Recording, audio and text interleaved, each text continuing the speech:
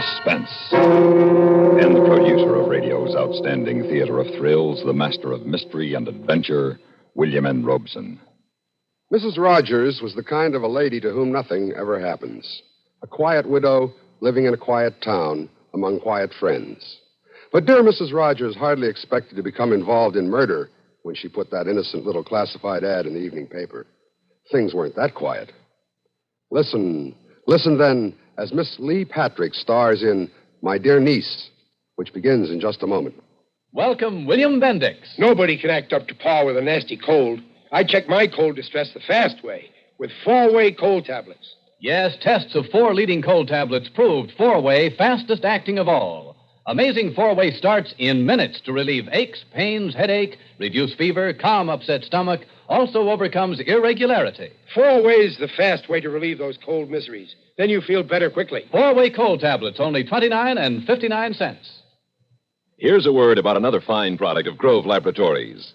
Yes, you can get rid of embarrassing dandruff while you improve the appearance of your hair. With Fitch Dandruff Remover Shampoo. Its special dandruff-removing lather reaches right down to the scalp, gently, thoroughly. So effective, it's guaranteed to remove itchy dandruff with just one lathering. And yet, Fitch can brighten your hair. Actually make it as much as 35% brighter. See shining highlights you didn't even know were there.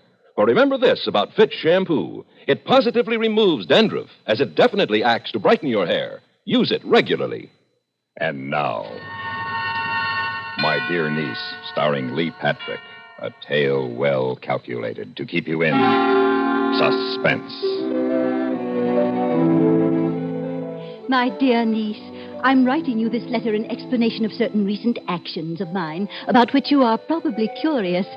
You will recall that it was upon your advice that I placed the advertisement in our local paper, and you will probably recall its text. Widowed woman, genteel, some secretarial experience, drives own car, desires position of interest with reliable business house. Address Mrs. Emily Rogers, Box 2B, or phone Hilton 22412. Hello? Mrs. Emily Rogers, please. This is she speaking. I'm calling about the ad you ran in yesterday's paper. Oh, yes. I think I can offer you a position you'd be interested in, Mrs. Rogers. My name is Bruce. Yes, Mr. Bruce. We're a very small publishing house, Mrs. Rogers, and we need someone to take care of any of the contacts we might wish to make in your part of the country. Oh, you aren't from Hilton, then? No, our offices are in Los Angeles. We'd pay you $50 a week, providing you could use your home as an office, although there wouldn't be much office work required. And as I say, the position primarily would be one of establishing contacts. Why, it sounds fine, Mr. Bruce. It sounds fine, Mr. Bruce. Good. Then consider yourself under salary, beginning immediately, Mrs. Rogers. I'll phone you again as soon as there's something more definite for you to do. And that's how I got the job. I assumed, naturally, that I would immediately receive instructions from Mr. Bruce as to how I should go about establishing contacts. But the first word I had after the telephone conversation was when the postman arrived the next Saturday with an envelope for me containing a check for $50. There was no return address on the envelope, and the check was a personal one, bearing no company name. It was signed R.L. Bruce. 3 weeks went by in this fashion. Each Saturday, I would receive the $50 check in the mail, and I began to wonder what I was being paid for when at last I heard from Mr. Bruce. I have your first assignment for you, Mrs. Rogers. I was beginning to wonder, Mr. Bruce. Getting impatient, were you? Well, this will keep you busy for a while. Really? Mr. Paul Stevens will arrive in Hilton this afternoon. He's one of our most promising new authors. Yes? Mr. Stevens has some rewriting to do on a novel we plan to publish in a few months. Oh. Too many people interrupt him here in Los Angeles. I wonder, could you put him up at your home until he finishes? Why, I don't know. He'll be no bother, Mrs. Rogers. He has an awful lot of work to do. Well, yes, I suppose I could. That's fine. It's just a place for him to get away. Oh, one more thing. Yes? Just so we're sure he's not bothered, don't tell anyone he's staying with you.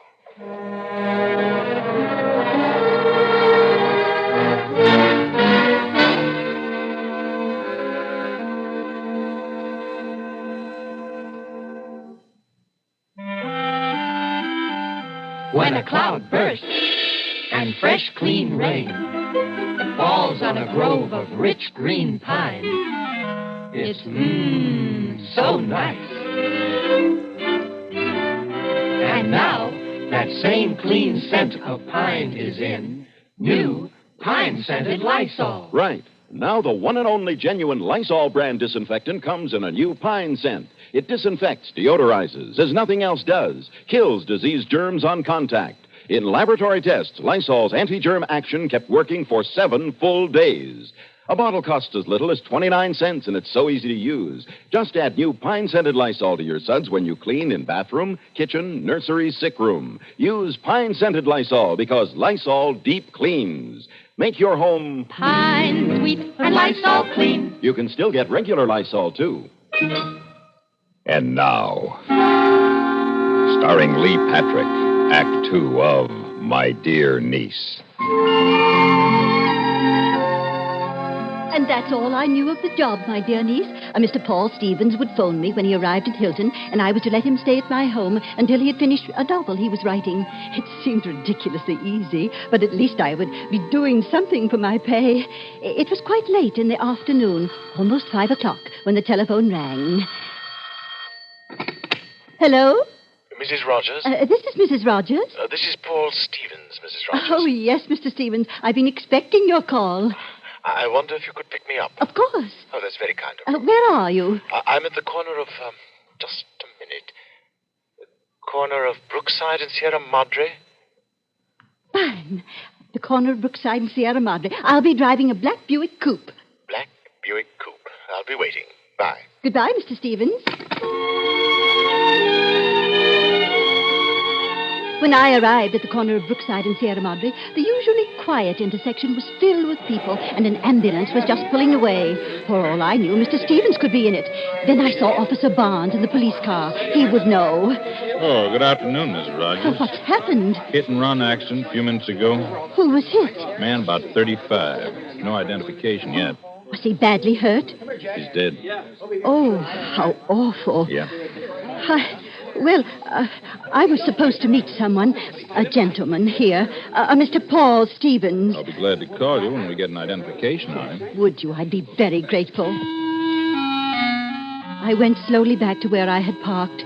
I was confused and frightened a little that the hit-and-run victim might be Paul Stevens, and if so, how could I get in touch with Mr. Bruce to tell him what had happened to his young author? And then, just as I started my car, I heard someone tapping on the window. Yes? Mrs. Rogers? Yes? I'm sorry to have kept you waiting. I'm Paul Stevens. Oh, Mr. Stevens, I'm so relieved. Please get in. The accident upset me. I was afraid for a minute it was you. It wasn't me. Oh, please get in. Thank you. I tried making conversation with Mr. Stevens on the drive home, but he seemed tired and not inclined to talk, and so we drove quietly back to my house. We went inside, and I showed Mr. Stevens to his room, and then went into the living room to tidy up. The telephone rang as I was setting out some ashtrays. Hello? Hello, Mrs. Rogers. This is Officer Barnes. Oh, yes, officer, I'm glad you called. I wanted to tell you I that I checked met that identification for you. Yes, well, that's what I wanted to tell you, officer. His name was Paul Stevens, all right. Oh? We had a flyer on him. That's how we knew.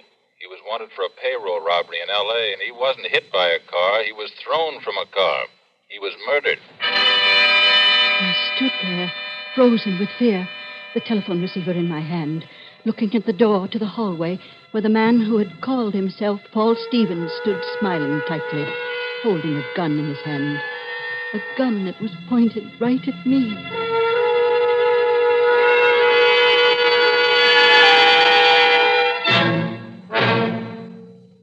Often on Thanksgiving, we're inclined to eat too much. And the result?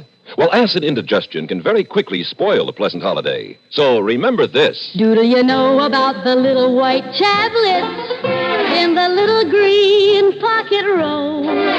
Just a-waiting for the moment when you need 'em to bring your acid indigestion under control. Tums are the little white tablets in the little green pocket roll. Tums for the tummy, T-U-M-S. Bring relief quicker than you'd ever guess. Best for any kind of acid distress. Keep 'em handy in the pocket roll. Keep your tummy under Tums control. Get Tums, 10 cents, 3-roll pack a quarter. Or get the new 6-roll pack with free metal carrier, only 49 cents.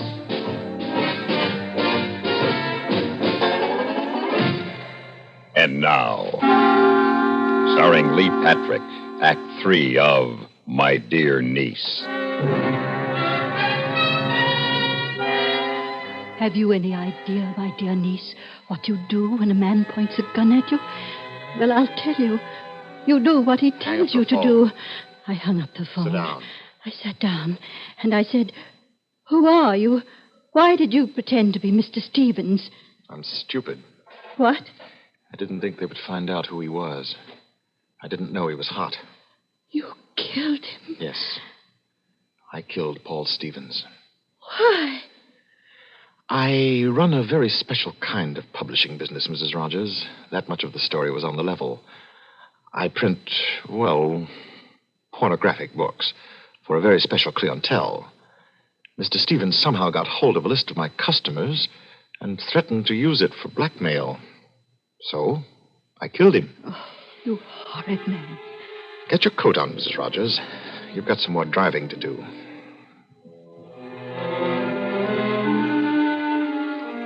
He made me drive him to a restaurant on the highway out on the other side of town. A place with quite a bad reputation. All the while, I was trying to remember who he was. I say remember because there was something familiar about him. But what that something was, I couldn't for the life of me think. There was hardly anyone in the restaurant, since it was not yet dinner time. We'd just been seated at a table when a dark-complexioned man slid into the seat next to the man who wasn't Mr. Stevens. What are you doing here? I had to come. It didn't work. They found out who he was. Why'd you stay where you were supposed to? She knows I'm not Stevens. A cop told her. You could stay at the house anyway, couldn't you? Do you have to come out where you could be picked up? Al, look, listen. What's the matter with you? Mary figures out a foolproof way for you to get rid of a guy and hide out right under the cops' noses, and you go louse up the whole deal. It's not loused up yet. There will be if you don't get away quick. Maybe. Oh, I don't think you've met Mrs. Rogers. Mrs. Rogers, this is Mr. Al Newholt, who owns this place. Hi. How do you do? Look, how'd the cops find out who he was? How? He was hot. They had pictures and prints on him. I dumped him on the corner just before I met her. Now I remember. You're Mr. Bruce. He did the payroll job that... What'd you say? He's Mr. Bruce, the man who offered me the job on the phone and asked me to look after Mr. Stevens. That's right, Mrs. Rogers. How did you know? Your voice. I thought there was something familiar about you, and now I know. Your voice. Al, what are we going to do? The cops know the stiff is Stevens, and she knows who I am. What do we do now? You don't panic, and you get out of here. But I need your help, Al. You're on your own, buddy, and you better get out of here before the dinner crowd comes in and somebody maybe recognizes you. Okay, Al. So you won't help me? I can't. Don't you see that? Yeah, sure. Okay. Let's go, Mrs. Rogers. Where? Back to your house and start all over again. After that, I'm not sure. But I may have to kill you.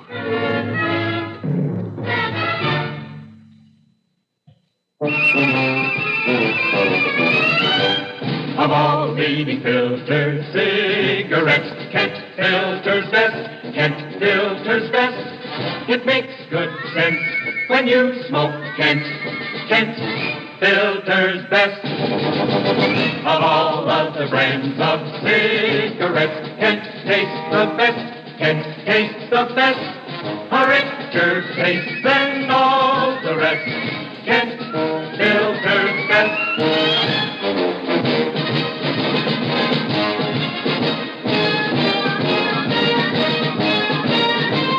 It makes good sense when you smoke Kent.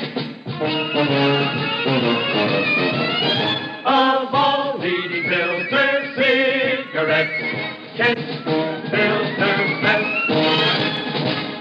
And now, starring Lee Patrick, Act 4 of My Dear Niece.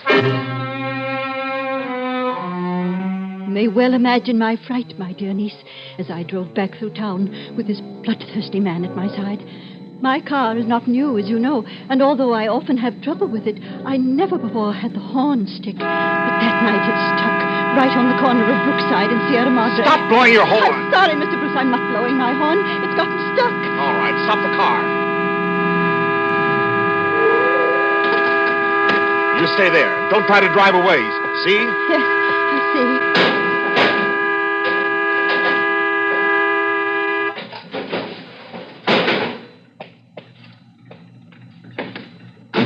Let's get out of here. You got the horn fixed, Mrs. Rogers? Who's that? Oh.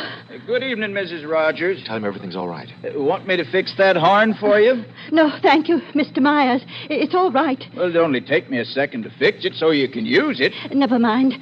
Mr. Myers, this is Mr. Paul Stevens. How are you, sir? Yeah. I see you pull them wires to stop the horn. I usually take care of Mrs. Rogers' car myself. Makes me feel funny when something goes wrong with it, you know. Of course. I'll bring it in the morning, Mr. Myers.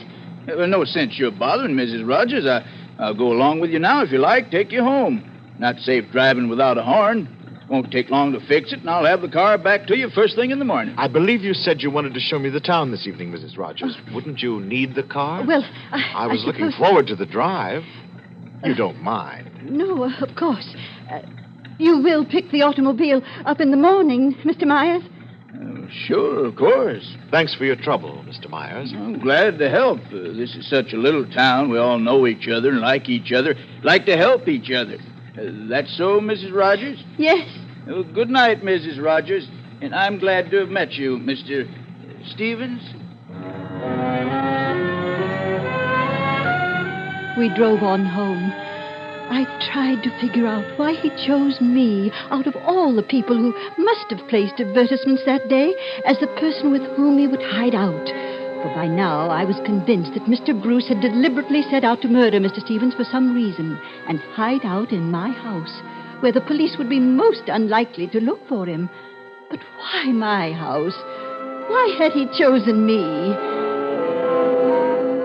When we got to the house, Mr. Bruce made me place a long-distance call to Los Angeles for him. It's ringing. All right, give it to me. Hello? Mary? Bud? Yeah. Look, meet me at Al's as soon as you can get here. Something's wrong. What's happened? Are you all right? Yeah, fine. I'll tell you when you get here, and get here fast. All right, Bud. Well, you got any pets you want to feed before we leave? Where are we going? Little trip.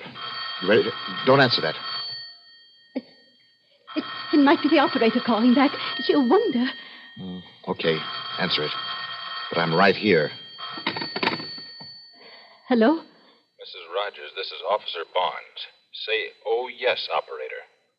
Oh, yes, operator. Is he still there? Yes, operator. Stall him a little. We're coming after him. Thank you, operator. Dear Mr. Myers, he'd understood me, and he'd told the police, and they were going to save me. Well, you just can't imagine, my dear niece. I felt exactly like the heroine in a motion picture. I simply had to prevent Mr. Bruce from leaving the house. Just a few minutes, the officer had said. Just time enough for them to get here. All right, let's get going. I wish I knew where we were going. Do I have to take anything with me? Will we be gone long? You will. A long time. Well, then I'll need several changes of clothes. Let me see. You won't need anything. The heater. The what? I left the heater on in the other room. I'd better turn it off. All right, but make it fast. Well? Just a second. There. Now I feel better about it. Okay. Now, you ready? Yes. Now I'm ready. Mr. Bruce turned off the lights and opened the front door. It was quiet on the street, peaceful and dark, but I thought for a minute that I saw a figure move suddenly toward us in the shadow. I kept praying. I wanted the police to be there, not only for myself, but because back there in the living room, the pieces of the puzzle had fit together. Now I knew the whole story, all of the whys and hows. Mr. Bruce motioned to me to go ahead, and I walked slowly down the path toward the automobile.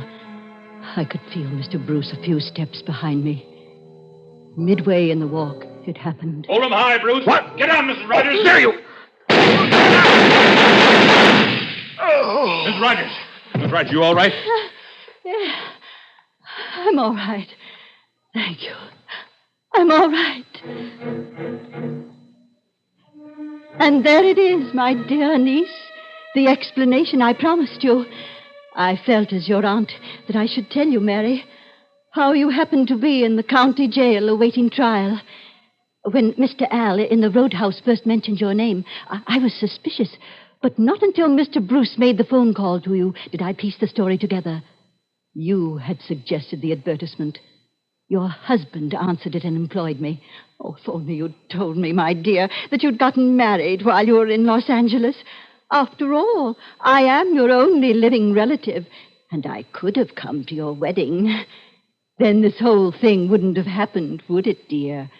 Because I would have known Mr. Bruce all the time.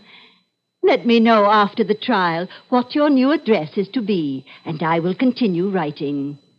As always, Aunt Emily.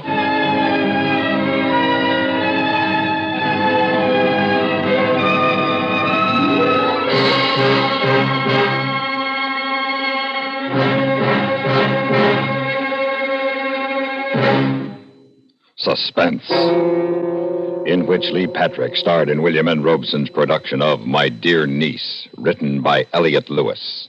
In just a moment, the names of the supporting players and a word about next week's story of Suspense. More families, far more families, use X-Lax than any other laxative. In fact, today, many doctors recommend trusted X-Lax for youngsters as well as adults. X-Lax is the preferred laxative for one important reason. X-Lax helps you toward your normal regularity, gently, overnight. You see, X-Lax gives you the relief you want the gentle way that nature wants, without upset, without discomfort. When you take chocolated X-Lax at night, it does not disturb your sleep. And X-Lax is so effective that the next morning you'll be well on your way toward your normal regularity. Seldom, if ever, will you need X-Lax the next day. Little wonder that of all the laxatives made today, tablet, powder, or liquid, X-Lax is the most popular. So the next time, any time that you or any member of your family needs a laxative, make that laxative pleasant-tasting chocolated X-Lax. Introductory size, only 15 cents. Supporting Lee Patrick in My Dear Niece were Lillian Baeff, Barry Kroger, Barney Phillips, Jack Crucian, and Norm Alden. Listen. Listen again next week when we return with Kathy Lewis in A Statement of Fact. Another tale well calculated to keep you in suspense.